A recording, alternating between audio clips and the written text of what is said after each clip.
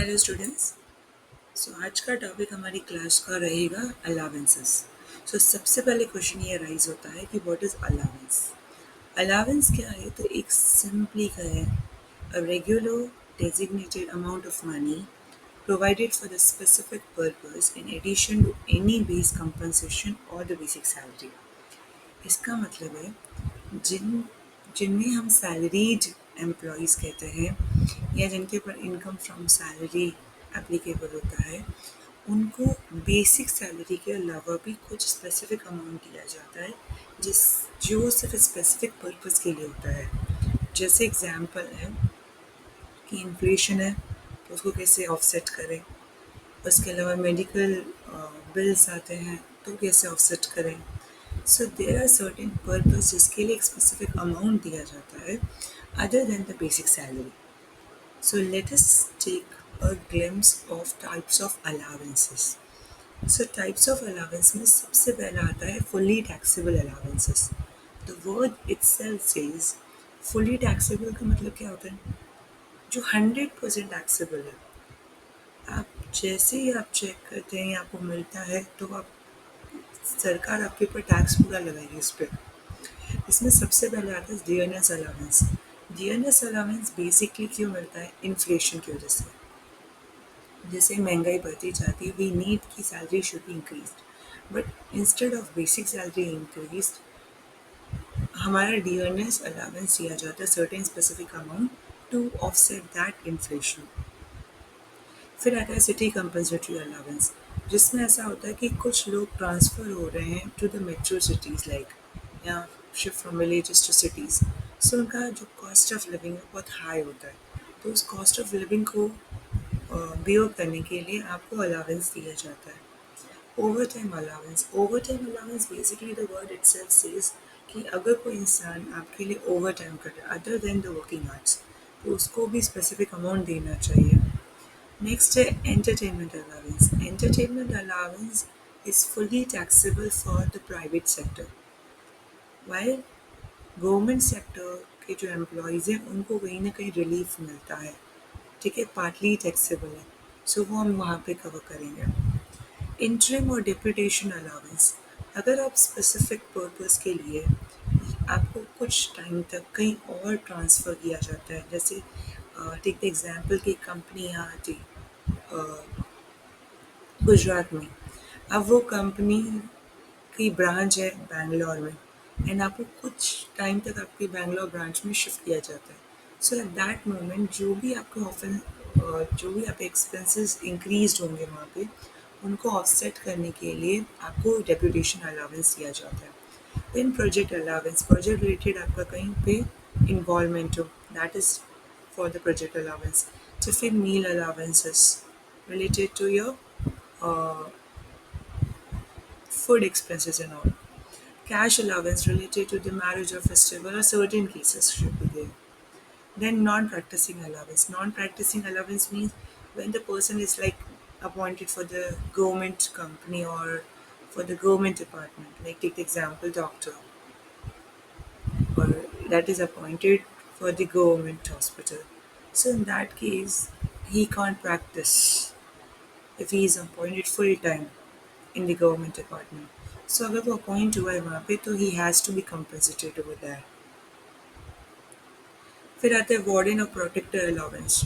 अगर कोई इंसान को हम फुल टाइम वार्डन अपॉइंट कर लें फॉर जैसे यूनिवर्सिटी के स्टूडेंट्स के लिए या एकेडमिक प्रोटेक्टर के तौर पे अपॉइंट कर लें, in that case they must be given certain amount of money as an allowance.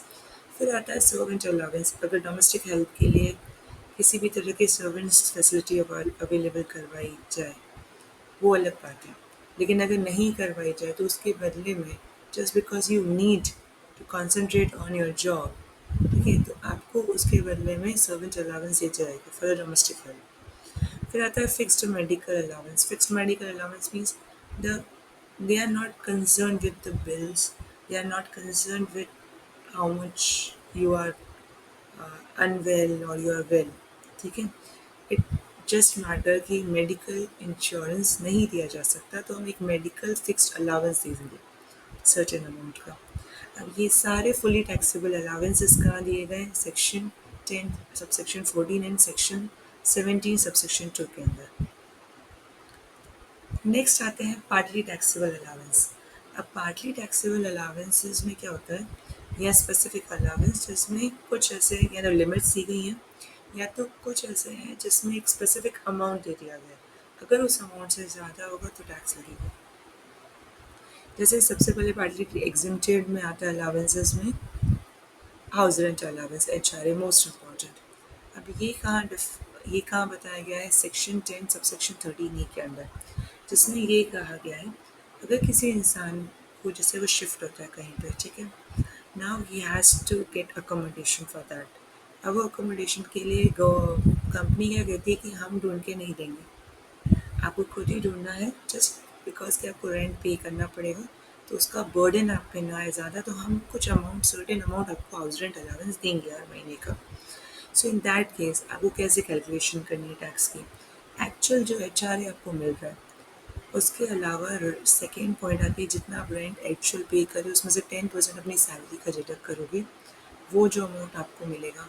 तीसरा, अगर आप मेट्रो सिटीज़ में तो 50% ऑफ सैलरी, अगर नॉन मेट्रो सिटीज़ में तो 40% ऑफ सैलरी का अमाउंट। इन तीनों कंडीशंस के जो अमाउंट आएंगे उसमें से जो लोअर अमाउंट होगा वो एग्जम्प्टेड होगा और बाकी टैक्सेबल रहेगा। फिर आता है leave travel allowance. Leave travel allowance means when you having travelling on the leave, ठीक है। सो वो डोमेस्टिक होनी चाहिए, डोमेस्टिक मतलब विद इन इंडिया होनी चाहिए ऑफ कोर्स।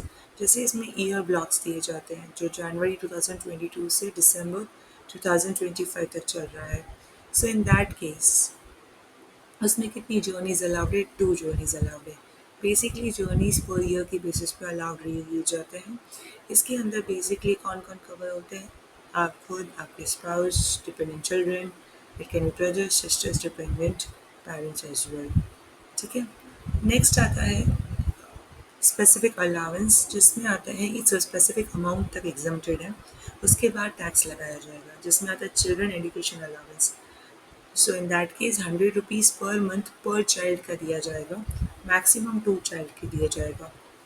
नेक्स्ट है हॉस्टल एक्सपेंडिचर अलाउंस, जिसमें 300 पर मंथ दिया जाएगा पर चाइल्ड का, एंड मैक्सिमम 2 चिल्ड्रन का एग्जम्पशन दिया जाएगा। इसके बाद जो अमाउंट होगा वो टैक्सेबल होगा। इसके अलावा आता है ट्रांसपोर्ट और कन्वेंस अलाउंस, जो 1600 तक एग्जम्प्टेड है, ठीक है। लेकिन पहले ये हुआ करता था, अब ऐसा नहीं है, अब ये फुली टैक्सेबल है। ये सिर्फ डिसेबल्ड, जो परमानेंटली डिसेबल्ड पर्सन है, डेफ, ब्लाइंड, इन सबको, हैंडीकैप, ठीक है, उनको अलाउ किया जाता है। नेक्स्ट है स्पेशल ड्यूटी हो, यूनिफॉर्म हो, रिसर्चर हो, एकेडमिक हो, हेल्पर अलाउंस हो, इस तरह के कोई भी अलाउंसेस अगर आपको मिलते हैं तो वो जितना मिल रहा है उसमें से आपके जितना खर्चा किया वो डिडक्ट करने के अलावा एक्स्ट्रा जो होगा वो आपकी इनकम कैलकुलेट की जाएगी एज अ सैलरी का पार्ट और उस पर टैक्स लगाया जाएगा। अब लास्ट पॉइंट आती है जिसमें फुल्ली एग्जम्प्टेड है। Fully exempted means 100% tax free है, जिसमें foreign allowance for the government employees, ठीक है, for the abroad for certain purpose, then allowances to the जजेस, ठीक है, उसमें भी एग्जम्प्टेड दिया जाता है। UNO यूनाइटेड नेशंस का ऑफिसर है, एम्प्लॉय अवेयरनेस। इसके अलावा अगर किसी भी तरह का इन्हें